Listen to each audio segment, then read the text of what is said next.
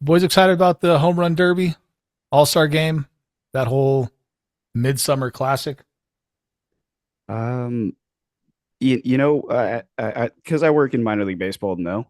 So it does actually it is nice to have like a little bit of a break actually. So from that perspective, yeah, we got an extra day off this week and have a 3 game series instead of a 6 game series that we have to prepare for and everything like that. So it's not nothing too out of the ordinary, but it's definitely nice to have an extra day or two to just kind of relax before we really hit the beginning of the second half running because we're pretty much going to be living there for the next month or so, I'd say.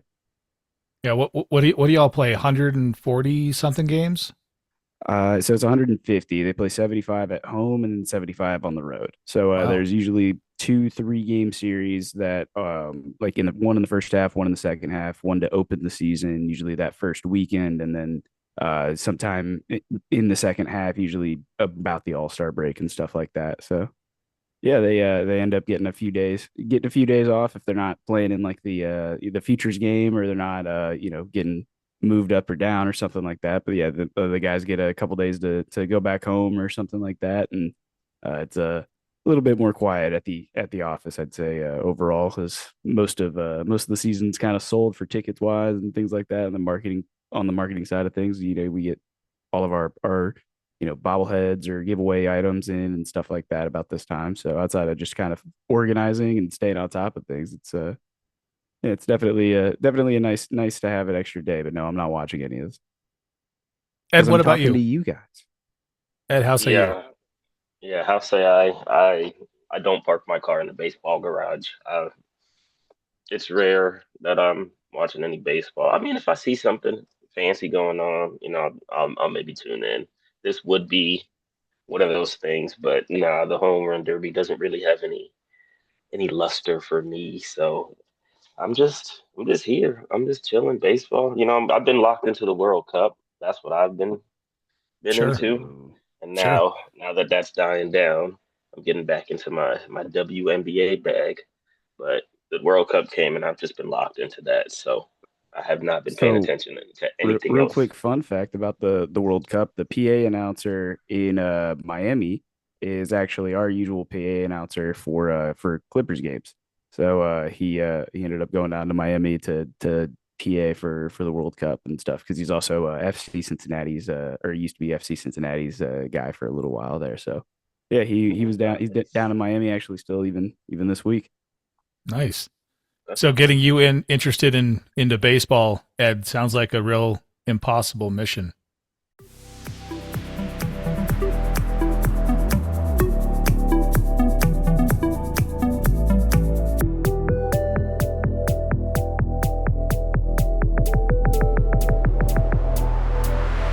Welcome back to another episode of Lauer After Hours presents Cinemeh.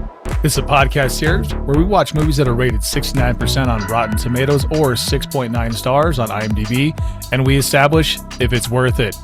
I am at Beep Count, your host tonight, joined by Paddy in the OHIO, and I've got EdBob in the DMV. What's going on, boys?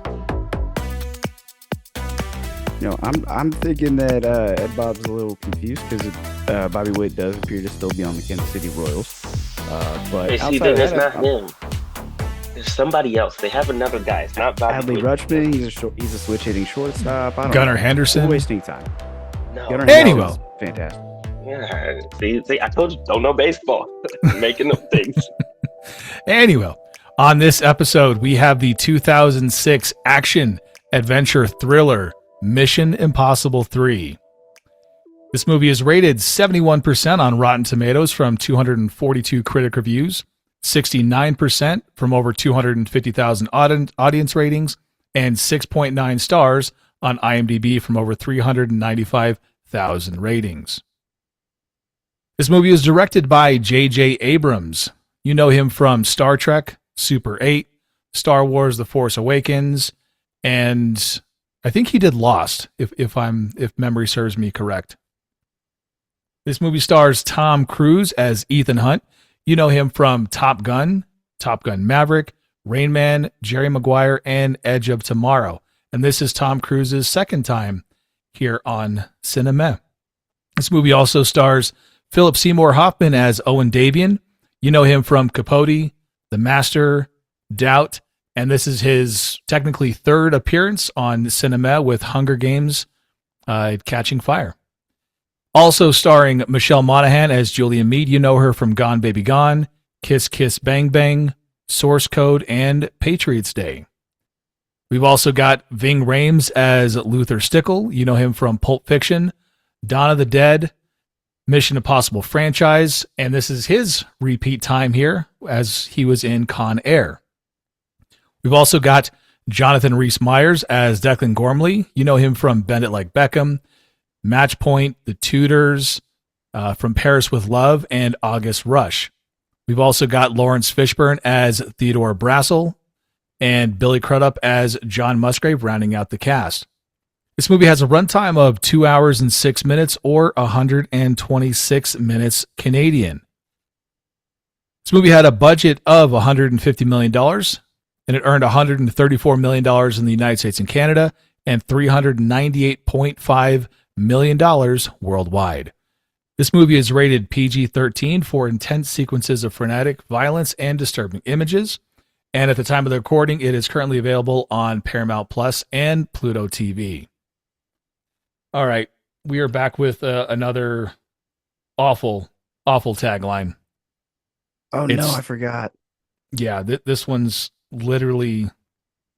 I don't know what they were thinking when they made this tagline, but this is okay. I'm just going to get to it. The mission begins 05/05/06. So it was just setting up the date of, just setting up the release date, May 5th, 2006. I mean, but as a marketing tool, taglines are just straight marketing. So I don't hate it. We've had a lot worse. We have had a lot worse. This one is right there with some of, if not the worst. Cinco de Mayo. Sure. You know, but that's no, I think you're right, B, because it actually does kind of piss me off that it's not. They didn't decide to just move it like 30 days and do it on June 6th instead, like as the release date. I feel like that would have been a little bit better. Well, that would have been 666, so probably not the best. No, I mean, maybe if you're doing like 06, the Exodus. So you have these zeros in between to break it up, so it doesn't count. Okay. We're rolling now. I did come up with one tagline that could work. I think it works a little bit better. When the mission follows you home, there is nowhere left to hide. I like it. It's there. I remember one that I was thinking of. Third time's the charm. Okay. Because Mission Impossible. If it is an impossible mission, maybe this is just a trilogy. You don't know this. Going in. You didn't know there was going to be a fourth and a fifth and what are they on, 8 now? God, with Ghost Protocol, Dead Reckoning, Final Reckoning. That sounds right. Yeah, I think it's 8. We need Mike. We should have had Mike Ryan on. We should have. Let's get him on the pod.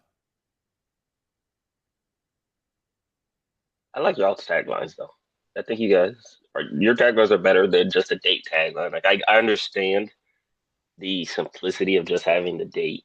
And I guess by this point in time, at the third movie, they're probably like, people know Mission Impossible, like they know what it's about, and so like we don't want to. I don't want to say give too much away because you really can't give too much away in a tagline. I don't think it's so short. There's really not like a spoiler alert kind of aspect, but they were probably just like the first two did well. People know the franchise, so let's just keep it simple and just tell them when the movie's coming out. That's all that was right there. That's how I see it. Yeah, but still, I mean, it needs a lot of work, and not just give me the date, give me some numbers. You do want something that like captures the movie a little more, I guess, because that I feel like that tagline could be for any kind of heist or like movie where there's a mission of any sort involved. You could do that with anything. Literally. I mean, Ethan Hunt, Tom Cruise, Ethan Hunt, when he goes, on top of the wall at the Vatican, he comes up with a better tagline there. Humpty Dumpty sat in a wall. I mean, God, I hated that. The I line hated meant it so much. the line meant absolutely nothing at the time, but God, I that hated it. tagline is even better than 0506. Why did he break the fourth wall there? No clue. Make it make sense. I Oh hated my it. I God. hated it so much. I had to go back and say, Autumn, my girlfriend, get in here. I need to show you this scene because of how absurdly funny it is, because of how it was just ridiculous. It was Yeah. ridiculous. Why did he look at he didn't even break the fourth wall well. I know. God, Yeah. it just hurt. It hurt. Yeah, when when I when that line came up, this is all that was going through my head. That was it. I had no answer. I had no reason. That line had no reason to be in the movie whatsoever. The movie's already long enough as it is. Like, why did we need that pause? We didn't. We really, really, really didn't. I do have a synopsis here.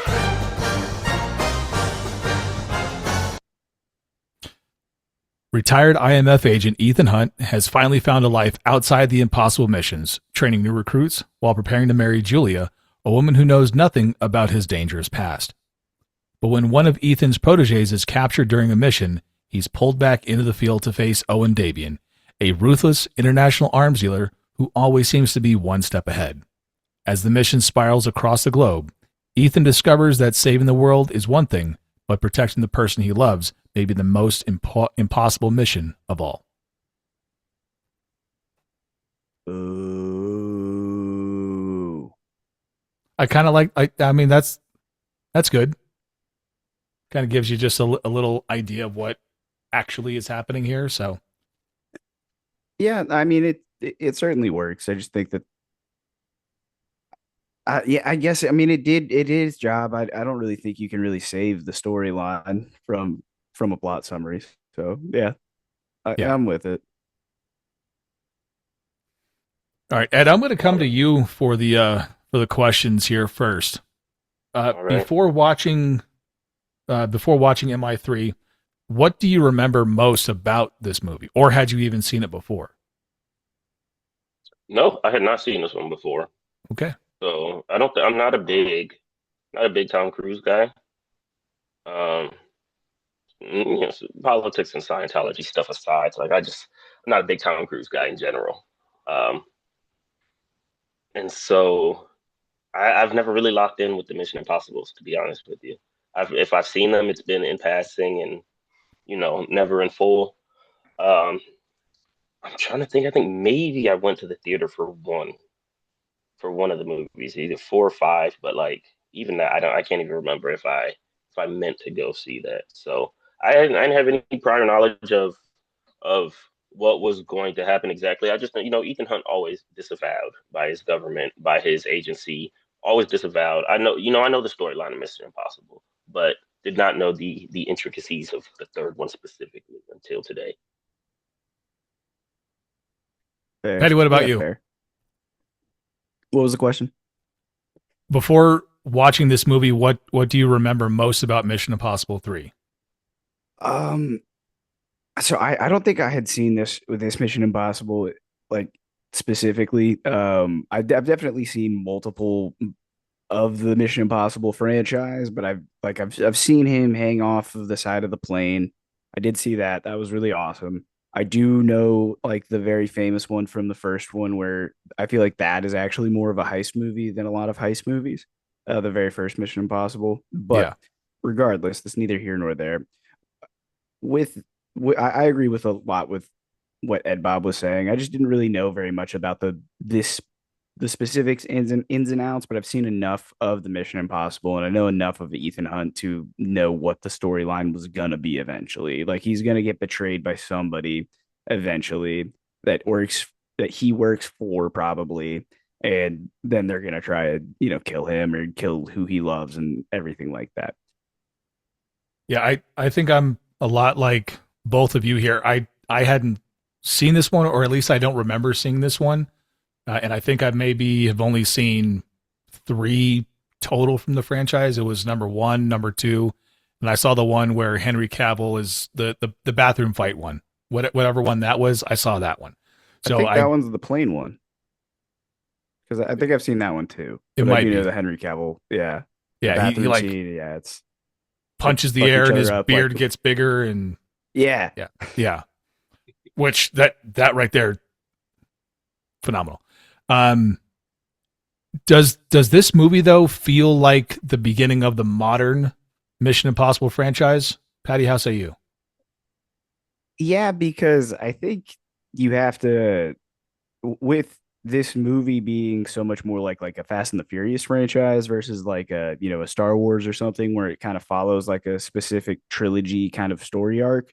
I think yeah, you kind of have to switch it up in a weird way that maybe the audience isn't going to expect. So I think it does set you up for the government ultimately betraying him again and again and again and again.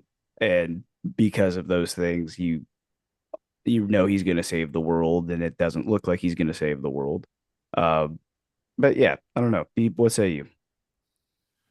I think that this does kind of feel like the beginning of the modern Mission Impossibles, right? Some of the tech feels a little bit more new, feels a little bit more fresh. It doesn't feel like, kind of older spy stuff. And I think that what they were able to kind of accomplish, with the face masks and everything like that. I mean, we're seeing a lot of that today, right? EdBob, how say you? Does this one feel like the beginning of the modern Mission Impossible franchise? I would say with the minimal knowledge that I have, yeah, honestly, just it being 2006 at the time, like I feel like that's probably a good point in time where movies really, like you said, the technology is and everything catches up. Actually, in real life, movie wise, to help in that regard. But then the technology that they were showing in the movies, it was definitely more of an advanced and like futuristic kind of, you know, technology in throughout the movie, and just based on the timeline of and like the events that happen in the movie. Um, this is the third movie, and we're getting, we're finding out like he's getting a family. So I'm assuming the first two he didn't, obviously he's just working, IMF, grinding, working. In this one, he's retired. He's got a fiance, about to get married. I'm assuming they're probably looking into starting a family and whatnot. And he gets pulled back into it. And I feel like if we're in the third movie in a franchise and you're getting pulled back into, you know, the life, Yeah, then that kind of is setting up for many more movies to come. Because if we already had the first two and you retired after the first two, but then we have the third one, and the third one is you coming out of retirement, and then your wife just finds out what happens. You took down Davian, who, based on context, is somebody that he was, was involved maybe possibly in the first two movies or, was around that they knew that he said, oh, I've been trying to take him down since I joined. So it kind of just sets up for more movies to come. That just yeah. based You on know, a small amount of knowledge. I'm with you because I think that as I'm kind of remembering the watch of the movie, it made sense because it did feel like an exit story. This is the trilogy. It's the third movie in the series, so he's definitely if he gets pulled back in, he's only going to go back in for just this one save, and then this one save is obviously a little bit more complicated than it ends up being because they end up getting to that within the first 30 minutes of the movie. We still have another 90 minutes, so it's yeah, I'm with you. It actually makes a lot of sense that this really is the setup for multiple movies down the road.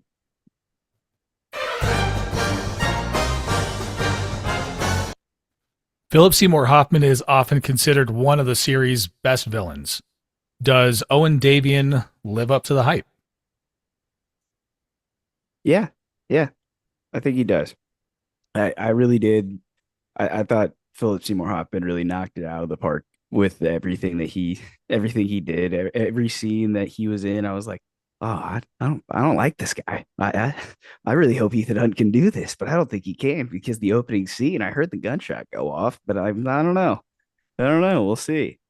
He does seem like a kind of a twisted guy to do that. So I think it could very well happen, especially in that kind of line of work when you become compromised. I think that specifically is something that could really mess you up. EdBob, how say I you? Yeah, I enjoyed him, and like I really don't see him or never saw him really as like a the villain type. Um, but yeah, man, he stood 10 toes on everything he said he was gonna do for the most part. He was like, I'm gonna find you. I'm gonna find who you care about. I'm gonna get her. I'm gonna get them, and then I'm gonna kill them in front of you. She's gonna scream for you. She's gonna do that, and he backed it up and Yeah. made it happen. Like you have to respect that. Like he did great. His acting obviously of course was great. I do think he played the role very well.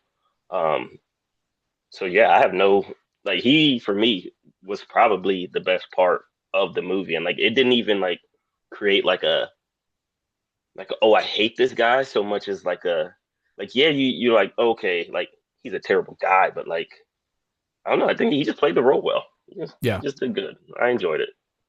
Yeah. He plays bad so well.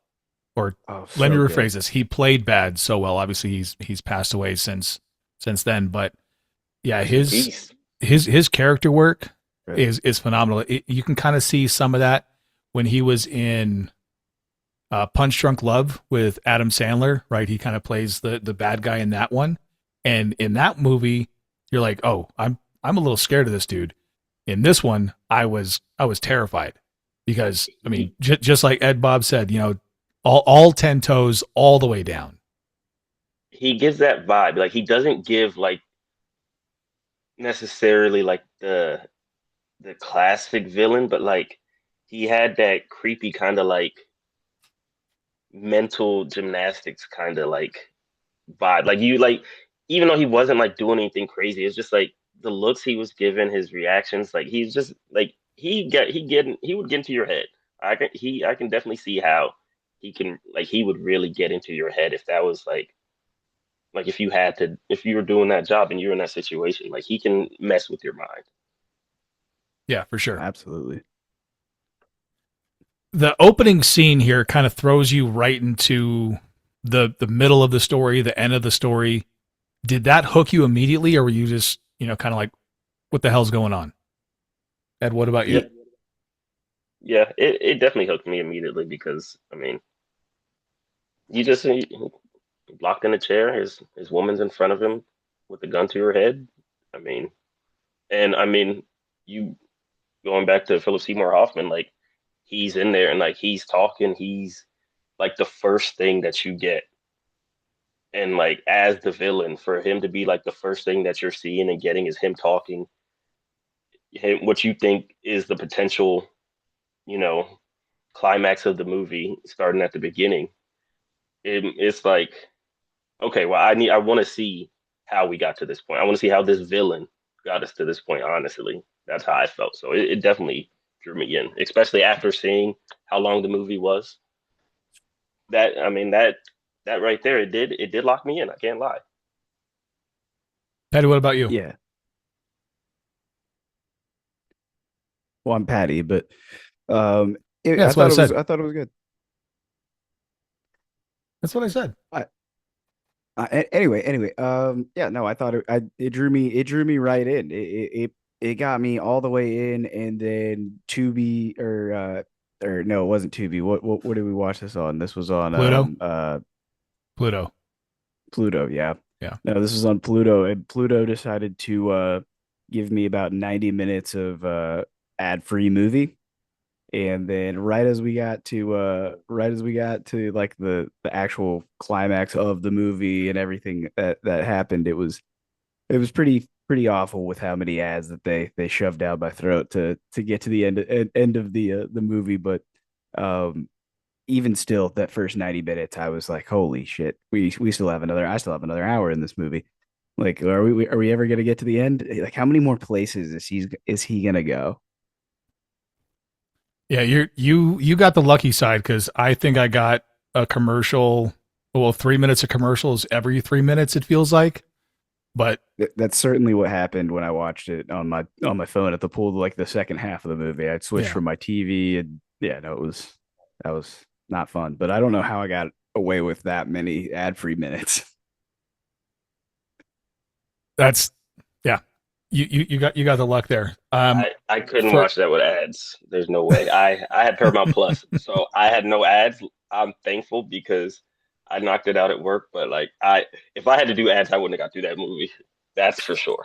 Like it was just way too long, and like that for 2 hours is like that's my like okay now. Like I'm with you. I'm I'm with you. We park our cars in the same garage. I mean, we're getting to like 2 hours.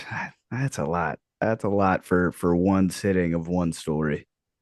yeah, exactly. Mr. Moneybags here with the Paramount Plus. I mean, you know, you do I what you mean, can. look at you. I'm trying to be like EdBob over here. I think my Right? sister My pays for it, goodness. so you know, everybody's got one service that they pay for, and that's hers. So I don't even think I pay for that one personally, but I got some that I do. You gotta some I hate that there's no I that's like 4 hours with It it it ads. it felt like Yeah, it. I'm not gonna lie. yeah, it Which did. uh which action scene stood out the most? Was it the Vatican rescue? Was it the bridge attack or the Shanghai heist?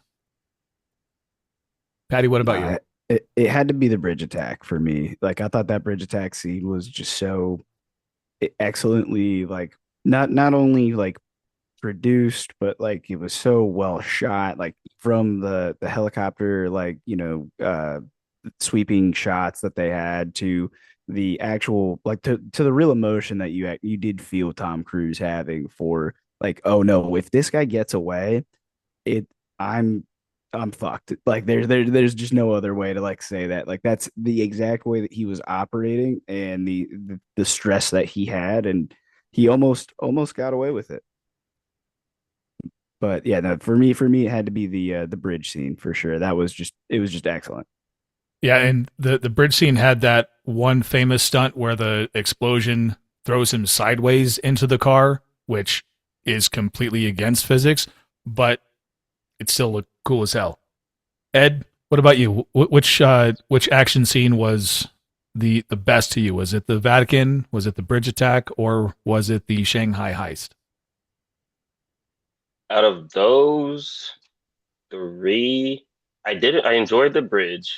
I want to say the Shanghai heist though, because I just think I mean, it was a bit of a fast setup, but that was like the from jumping from building to building, the parachute, all of that. Like it just, there was just a lot going on. It wasn't the most action packed, but I just like that one the most. But the bridge scene is close second out of those because the bridge scene, the Ethan, there's a G36 in the car. I know, like all of that, the whole craziness of it. And like Patty says, like that's the build up to like if he gets away, then like the action starts. Well, what was your favorite then? If it wasn't one of those three, did you have a different option? The plane, maybe. Can I say why mine isn't the Shanghai scene? Because of how the fourth wall break. I believe that's when that occurs in the No, that movie. that No, that was that's that was in earlier. at the Vatican. Yeah, yeah. Oh, He that he was at the gets his Vatican. little rope and starts running up the wall.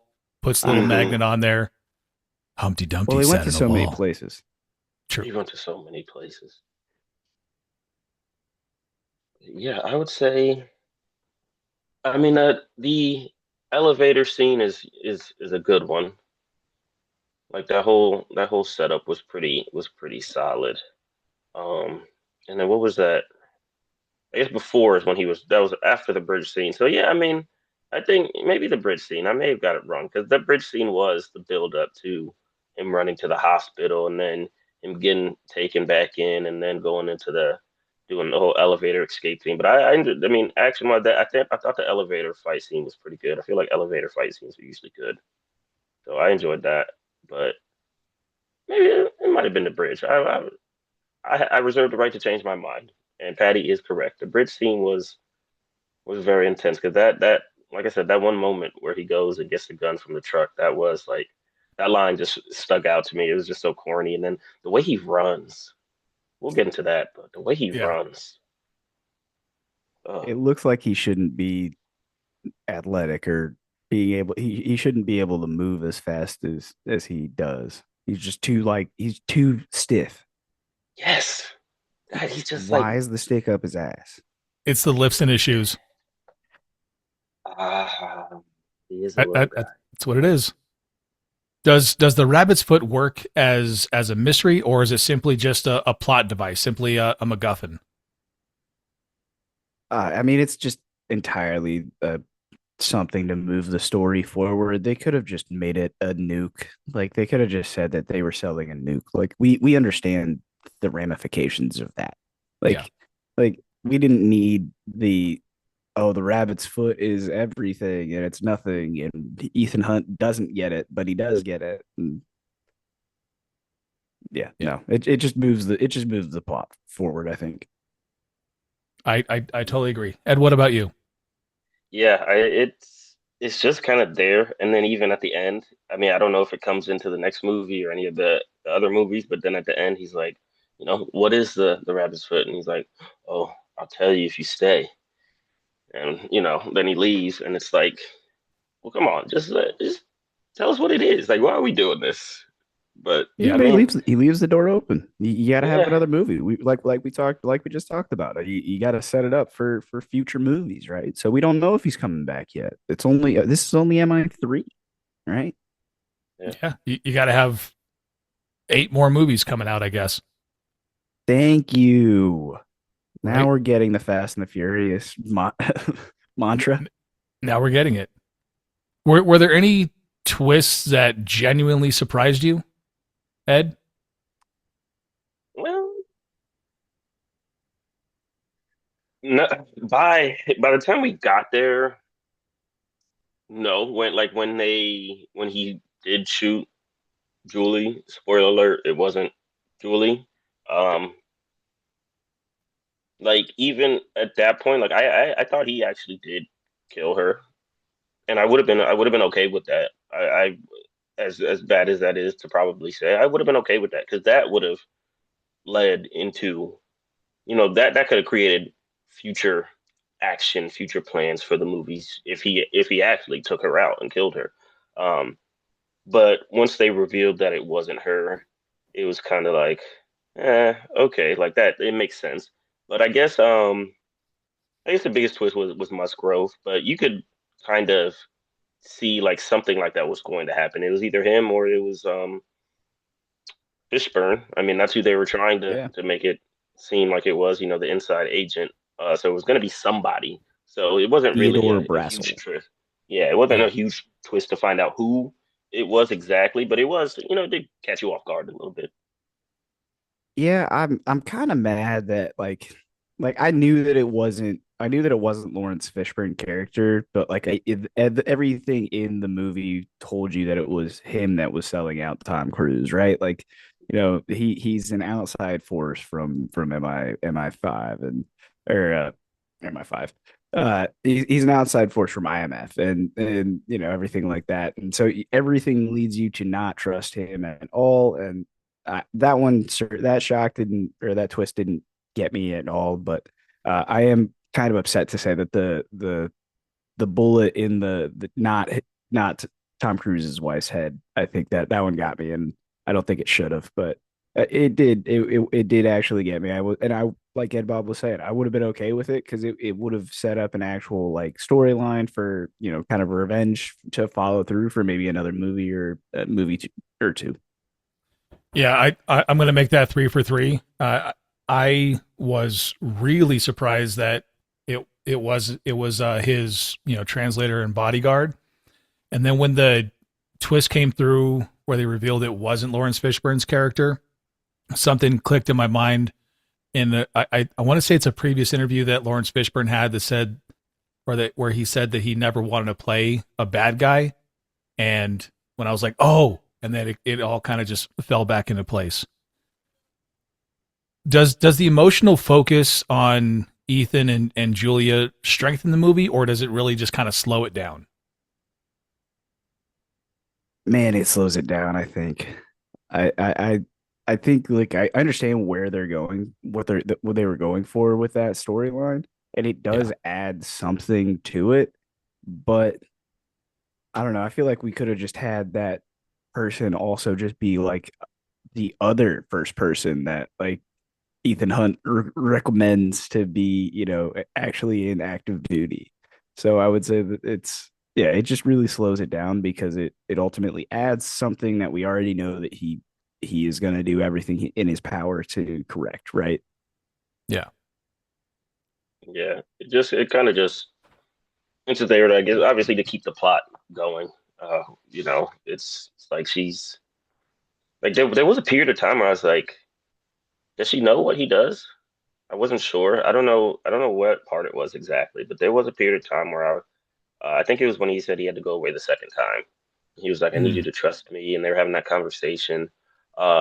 And I was like, does she know? Does she know what he does actually for real, for real?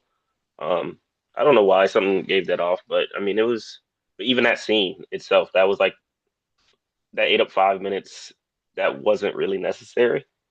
It was just kind of like it was just there because it's like, oh, we need to have the love aspect of it. And I mean, like I said, you got to use it to keep the plot going, but you didn't need everything that was a part of it, all the lovey dovey and it was just there to be there. To be honest, I feel like we could have just got to the actual climax of the movie and then had all of the lovey-dovey stuff like played as like a flashback when Ethan Hunt actually does go out like for a brief moment. So he stops his, the implant in his head and everything, right? Like yeah. I think that was yeah, if we don't do it, I think that would have been the perfect opportunity to really have that storyline, especially with the way that the movie starts in such like a fast motion. I think that would have been a really good moment to actually slow it down and oh, now we actually really understand why he has been, going this hard to try and stop this person, right?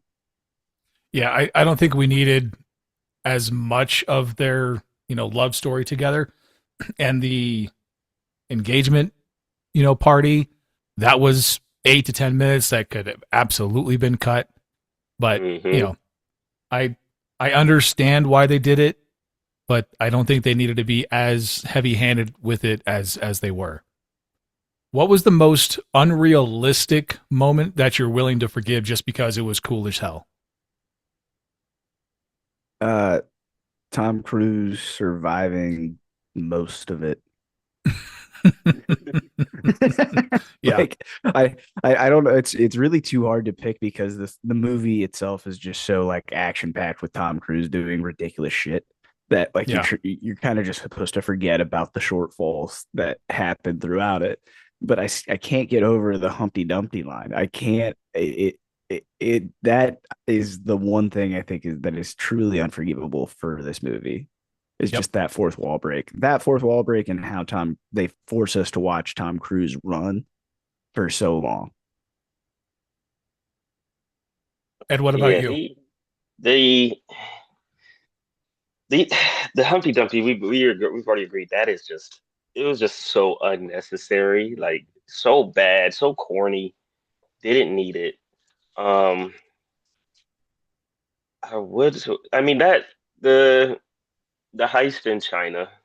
I mean that whole everything, just from building to building, the whole parachuting through the streets. Like there's there's no way. Like it was extremely ridiculous, but like it had enough action to sustain, and it was just like, all right, cool. Like he did it. He got what he needed. He got the rabbit's foot. Did I just space though during that scene, or did it actually just cut away from him actually getting the rabbit's foot, quote unquote, and then just jumping out of the window, like saying, like, look up? Yeah, it Pretty was it much. was all just off screen. That's all it Yeah, was. yeah, okay, because I wasn't sure if I was just like crazy or I just like looked away from the TV or spaced out or something because I was very confused when I'm like, oh, okay, so all of a sudden he doesn't have it, and then oh, but he gets picked up and he's saying that he did have it and he gave it to him and this, that, and the other, and it that part specifically made me very confused because I was like, I did he actually get the rabbit's foot? I didn't see like him actually get the rabbit's foot or whatever the device was, right? So I kind of believed Philip Seymour Hoffman's character, especially in that scene, with the gun pointed at his, so-called wife, right? Yeah. Is there anything else that we forgot about this movie or anything else that we need to bring up? Simon Pegg. I mean, I know Benji wasn't that big of a character in this Mission Impossible in Yeah. particularly, but Benji still made a few appearances here and there and was pretty funny. I think even in the short screen time that he had, but Benji, that was probably the only character I think that we didn't really talk about that really deserves to be talked about. I'd say, yeah. Okay, we've talked about him. I, yeah, Benji, he had his quick like 10 minutes of fame or whatever. Um, I enjoyed. I don't know. I enjoyed Ving Rhames. I just I don't know. I liked him. He was cool. And then the scene where they actually kidnapped Philip Seymour Hoffman and then you know blew up the Lamborghini and everything. Like I thought that was a cool moment. I just the plan, the whole plan to get him and everything. And like we talked about earlier, the futuristic technology making the mask and everything, and that whole kidnapping process. I thought that was probably like the best like mission in the Mission Impossible movie. I enjoyed that mission. All right, well let's get into our FMK. This is the FMK, F Mary Kill. Um, I think I'll go first on this one and give you some time to kind of think about your list. For me, my F is going to be Jonathan Rhys Meyers as Declan. I mean, just the Irish accent the entire time. Great. I know that that's his actual accent. He wasn't putting one on, but you hear an Irish accent, you got to go I for it. like it. Yeah. My Mary is going to be Lindsay Ferris. It's going to be played by Carrie Russell.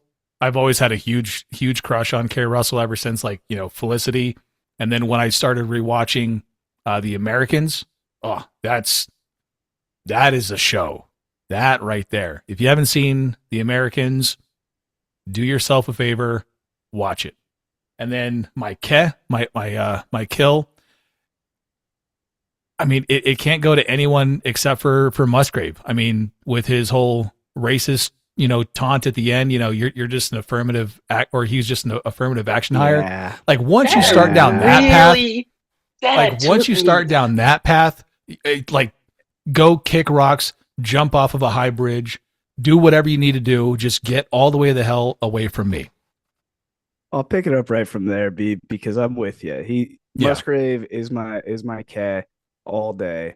He is no, I hated every second he was on screen. I just got an uncomfortable. I got like a vibe that he would put like a pill in somebody's drink just to take him home. You know what I mean? Yeah. Oh Like yeah. yeah. Where So where was he on easily, January 6th? That's what I want to thank know. you, Where were thank you? you. Anyway, we're gonna move back up to my man, my Mary. And it's going to be Philip Seymour Hoffman. My Ooh. God, pal. My God, pal. This man put on a performance in this movie. It was just incredible. It really was. I thought that I really didn't think that there was a time when he was on screen that he wasn't the best part of the movie for me. Like, or at least that scene, or even if it was just for like a quick second, and then it ends up being Musgrave coming in at the end to kind of finish out the scene or whatever it is. I still think that Philip Seymour Hoffman does so much more in that scene just to even build up the tension to get to the point where Tom Cruise is able to, just, breathe, right?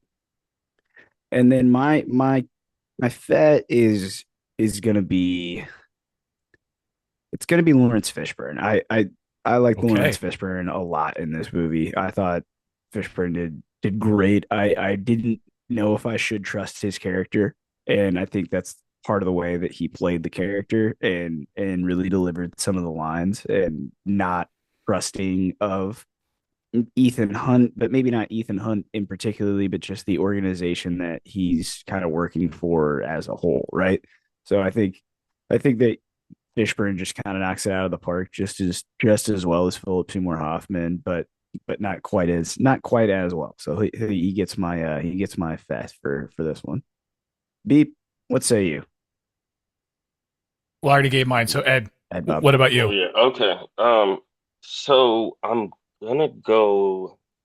I'm tempted to go with my Mary is Philip Seymour Hoffman, and we've been a thruple Paddy because he did so good. But I'm I'm gonna give that to Ving Rhames. I think he. I mean, I gotta support my guy. I think I'm Yeah. with it. he was Yep. the perfect like I don't even want to say sidekick, but like perfect just homie in the movie.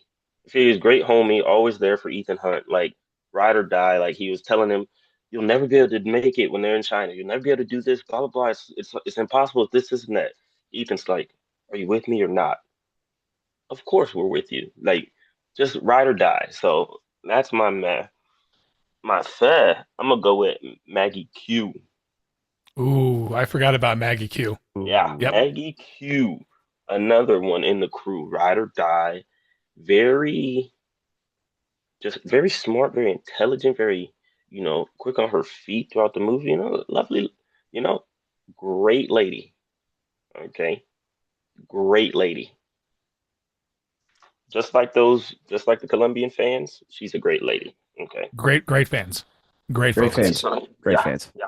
And so my care is gotta be Musgrove. Yeah, he's got to like he just for all the reasons we all just said before, like you wanted to like they tried to make you want to like him, but he just not he turned out to be terrible. He turned out to be horrible, and I should have known from the beginning. So he's definitely out of there. Yeah. All right. I think we'll get into some trivia here.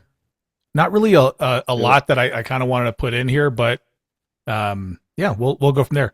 On the subject of Maggie Q learned how to drive for this movie, which she didn't know how to before. And it's revealed in the DVD extras that while driving during the shoot, the heel of her shoe got stuck on the accelerator, leading to her to crash her car into another parked car. Yeah. Tom Cruise took a pay cut of his usual $20 million fee in order to get the film financed. This was J.J. Abrams' directorial debut on a feature film. And we also talked about Simon Pegg. And after the success of Shaun of the Dead, Simon Pegg was asked whether he was going to be pursuing a career in Hollywood, to which he laughed and replied, "It's not like I'm going to be in Mission Impossible 3." Which, I mean, he basically wasn't, but he Yeah, was. pretty much. He was Manifest. pretty much cut out of it. Can Yeah. Beep, I don't know if you have this one on your trivia, but this Tom Cruise allegedly threatened to cancel publicity for the film if Comedy Central would be continuing to re-air the South Park episode Trapped in the Closet, which famously made fun of Tom Cruise for being trapped in the closet and in a Scientology episode that of South Park, and apparently it ended up all being okay because the movie came out and Tom Cruise did his publishing and everything like that, and they briefly stopped airing the episode, but yeah, no, it ended up being I think all okay in the end. Everybody still got to watch that episode and gets to watch this movie, so I think everybody's okay with the art in the end. There you go. Well, let's get into our ratings here. If this is your first time joining us, welcome. If not, you know how it goes. We have it's one of my favorites. I'll watch it every time it's on. Meh, once is probably enough. I might see it again, and then get all the way the hell out of here with this movie. Ed, what about you? Man, I'll give it like a top category man because I enjoyed the action. I enjoyed it. I mean basic storyline, but like I think the Philip Seymour Hoffman performance takes it to that level where I'd be like, am I gonna like go back to Paramount Plus and put it on? No. If I'm scrolling through the channels though, and I see it, I'd be like, yeah, I can throw that on. I can watch that again. So like it would get again, but it's definitely not like my it's the greatest movie ever. I'll watch it again. But I enjoyed it. So meh. That's a meh from EdBob. Paddy, how say you? Yeah, meh, or feh? I really want to fet because of that fourth wall break. I do.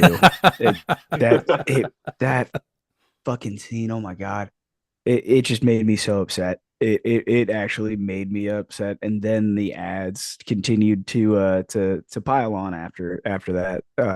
So if I have to watch it with ads, potentially if I'm picking it up, maybe scrolling through the channels, I think I could definitely see myself picking it up, or even if I was maybe even doing just a full watch of all of the Mission Impossibles, I could definitely maybe see myself having to watch that again. So yeah, I think it's a meh for me. It's not something that I'm really seeking out if I'm not necessarily maybe doing like a rewatch or like a full like series watch of the Mission Impossibles, which I do think would be a fun couple of days or maybe a fun weekend or something like that. But yeah, I think at the end of the day, this is a hard meh for me. It's solid in the middle. I really do like the storyline. I think Philip Seymour Hoffman and all of the supporting characters really do lift this movie up. But yeah, if it weren't for a lot of the supporting characters in this movie, I don't think this would be a yeah for me. Deep. Well, it's going to be a 3-for-3 yellow sweep here. It's going to be a meh from me. The only way that I'm going to rewatch this one is if I'm doing a whole Mission Impossible marathon. Really, and just like everyone has mentioned so far, the only saving grace in this movie is Philip Seymour Hoffman. Gone way before his time. Heroin is a hell of a drug. Get off the smack, kids. Just whatever you're doing, don't do heroin. But that notwithstanding, this is a 3-for-3 yellow sweep in the meh for Mission Impossible 3. Mission Impossible.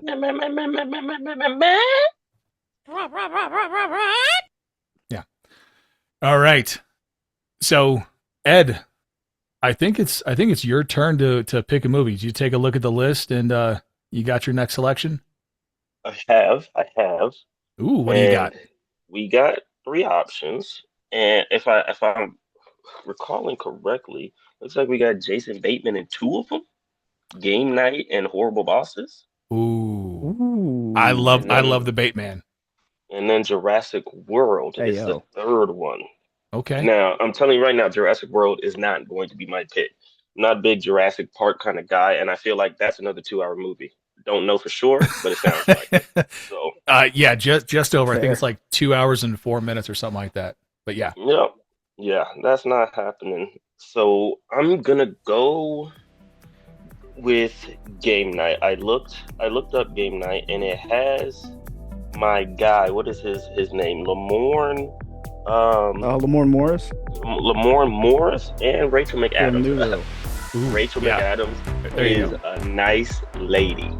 Okay, she's a nice lady, and I love Lamorne. So we're going Game Night. Film. And I think I might have seen Game Night before, so this might be a rewatch. Once I start watching, it'll click. But we're gonna go Game Night. Okay, you heard it here. Game Night is going to be coming up next week. For myself, this is at Beep Count on Twitter, joined by Paddy in the OHIO, and got EdBob in the DMV. If you don't listen to us, then this podcast is just going to self-destruct. We'll see you next time. Yeah, leave us a comment. Hey, where'd you go?